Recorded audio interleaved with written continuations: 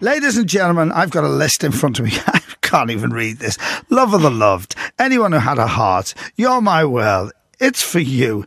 You've lost that loving feeling. I'm not going on with this list. She's a legend. She's a star.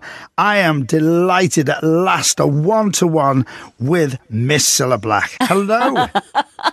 Oh, Peter, what a build-up. Thank you very much. What a build-up. I'm just adding up how much you made out of all these. I did. Well, actually, I didn't make a great deal, because in those days, I was just grateful to get a record contract. Yeah. So the residuals, Bobby made all the money because he had all the B-sides on those records. It's amazing that. Explain how that works, Cilla, because people don't realise that side of it. If you do a B-side, you get the money. Well, if you write a song, you earn much more money because, I tell you why, because my manager at the time, which was Brian Epstein, had invested an awful lot of money in me. And the record company does too. But they've got to have faith in you that you're going to earn some. So you might be selling 100,000 records, but at the end of the day, they're going to take out what they've invested in you. And quite rightly so, because they're taking a punt. They're betting on you that you're going to be a success. Bobby didn't take a punt. He just wrote the songs. So he got all the money. So I was a kept woman in those days, Peter. You know what you say about taking a punt? I don't think people realise how many records actually fail, and managers and agencies and record companies lose a great deal of money. Yes, they do. It's all about, it's a gamble. It really is a gamble. And, you read all these astronomical fees that they pay, that's the way it goes. I think so today, but certainly in my day, that's the way it worked. Who is Cilla Black? Who is Cilla? Well, what you see is what you get, really. I mean, on stage is where I'm happiest. I'm at my happiest. I'm so relaxed out there. And nobody can take anything away from me once I'm on the stage, because I'm in my own world. I mean, you've got to remember, Pete, I've wanted to do this since I was 3 years of age. So, to actually be on any stage, didn't have to be Liverpool, although, I knew I was halfway there because I was in my own hometown. But on any stage, no one can touch me. That's not a big-headed thing. It's like I'm in my own world and I'm doing my own thing. And that's what I love best. But if you hadn't got that confidence, you say about big-headed thing, it's not. But if you didn't have that confidence, you wouldn't be where you are today, would you? You'd be a shrivelling violet. I don't know, Pete, because, it's the only thing I've known. That's what I'm saying. That's what I'm saying. It's not a big-headed thing. It's the fact that it's you. You are Cilla. It's that driving force. It's like, we'll talk about television later, but when you were doing live television, there ain't many people in this world can do live television. Actually, I love live television. It's the best because you know why? You go on there, you make your mistakes, and you get off and you go home. I mean, if it's recorded, they can edit the whole thing to suit what they think is going to make a good show.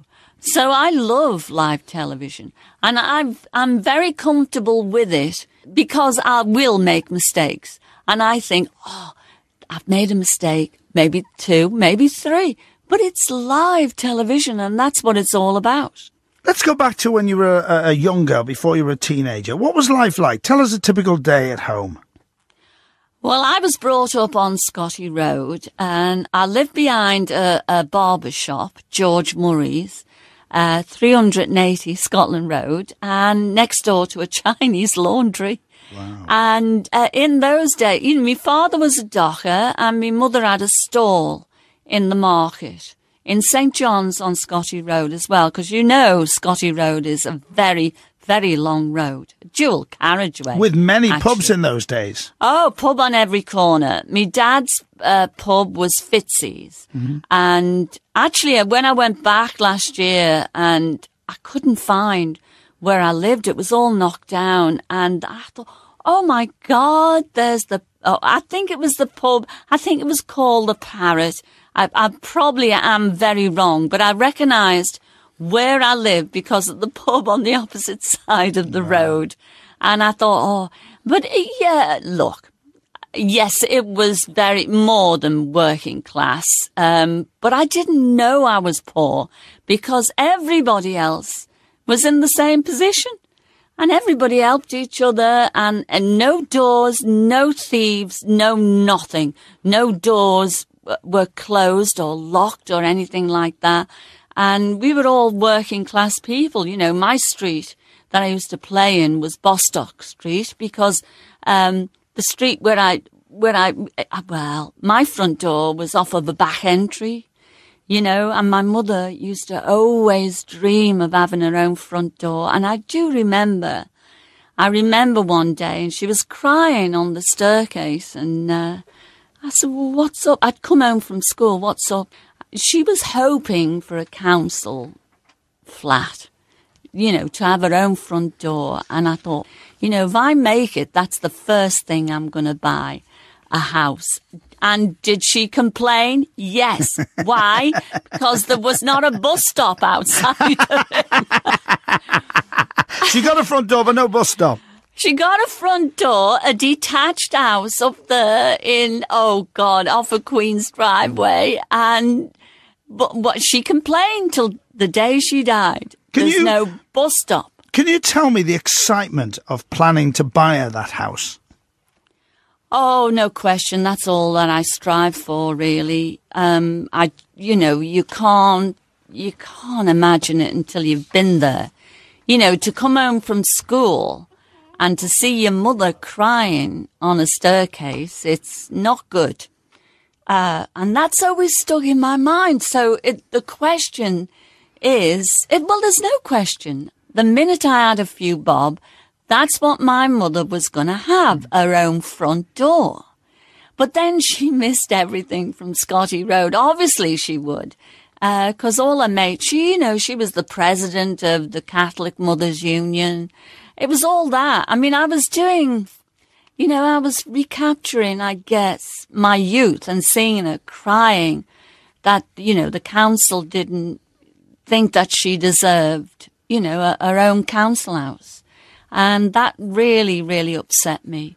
And so in a way, I was doing a bad thing because I took her away from all her friends. And my father took to it like a duck takes to water. He loved it there. He did love it. In Woolton. It was in Woolton, a posh house in Woolton. A new one, a detached house with front garden and back garden, with lovely, what do they call them, those glass doors that go out on the garden? Patio doors. Yeah, patio doors and everything. Well, for someone who'd never had a front door, I thought she would love it. But the only complaint she did have was that it never had a bus stop outside. Can you explain the love for your mum? Oh, well, but I was daddy's girl, both my parents. You brought up the way you brought up, and I've tried to bring my children up the way my family brought me up, really. There was so much love, so much laughter. My mother was a great singer. I told the story on the Piers Morgan show that, one kid thought that, they were paying me, well, it was bullying, really. Oh, you think you can sing? You're not a patch on your mother. And I thought that was a fabulous compliment to me. Yeah. That really was, because, but for me mother's singing, I remember Monday morning, God, and, those old-fashioned sinks, doing all the washing. I've been to the wash house, Borough's wash house, with her, and, you won't believe it now, but me mother used to have a bundle on her head and balance the bundle. Yes. Wow. Yes, and a lot of people did that. Well, there was a lot of washing, so the only way to balance the bundle was on the head. Wow. And then we all went to the wash all overs at Borough's Baths, once a week. because, it was fabulous. It was either that, when you outgrow the tin bath in front of the fire. And remember, I had 3 brothers. So it was, once I got old enough, I could go to Borough's Bath. I got the money to go to Borough's Bath once a week. How did they cope with your fame, Cilla? Well, very easy, really. I remember going home. I was at the Palladium, and I'd had 2 number ones, Anyone Had a Heart and You're My World. And I used to go home after 13 shows a week at the Palladium, just to go home for, me mum's dinner, roast beef or roast, if you could have roast beef, roast chicken. Or she did an amazing stuffed ox heart.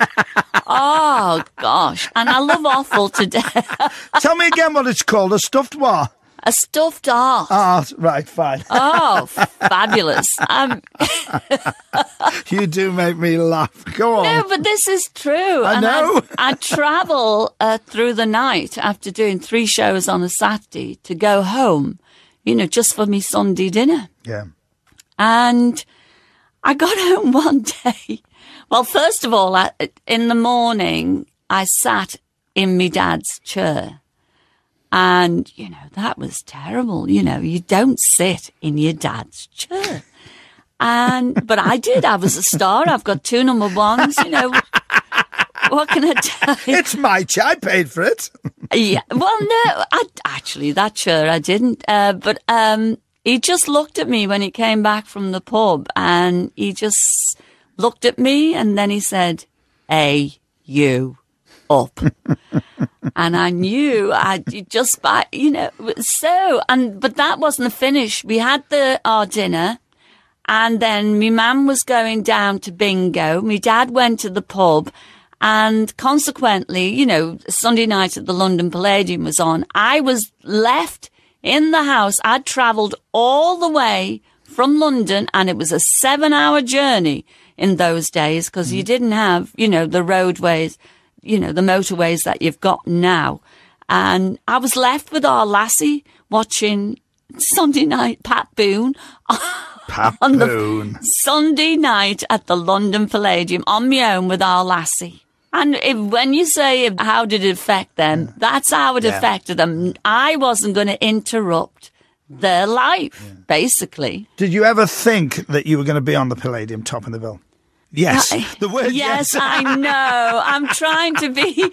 No, be yourself. Be yourself. Yes, I did. I am trying to be... No, you're right, Pete. You know me too well. Yeah, my sights were high. It's like when people say to me today when I do interviews, if you went on the X Factor, do you think you would have done? I said, I would have won it hands down. That's the way you have to think, though. Yeah. Well, if you know me, that's the way you have to think. And I do have, as you know, I do have my quiet moments. I do have my shy moments. But if I'm on stage, that's where I shine.